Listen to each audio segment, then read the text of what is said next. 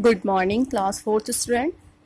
This is your social studies video, and in this video we will learn about a new chapter, which is chapter number 8, and name of the chapter is Climate and Season in India.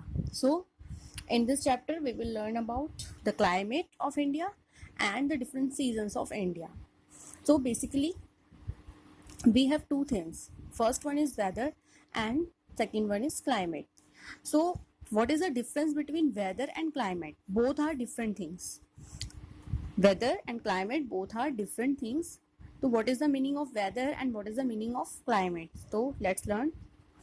Weather tells us about the condition of sunshine, rain, wind and temperature in a place at a specific point of time. This is an important point. Specific point of time. So weather tells us about the condition of sunshine, rain, wind and temperature in a place at a specific point of time. This is called weather. While other hand, climate. What is climate? So climate defines the weather of a place over a long period of time. This is weather is a short period and climate is long period of time. Define the weather of a place over a long period of time. For example, when we say that it is cold in the Himalaya and humid in the coastal plain, we are actually talking about the climate of this place. Okay. So this is the basic difference between weather and climate. Different parts of India have different physical features, you know that. And the climate changes as we move from one kind of landform to another kind of landform.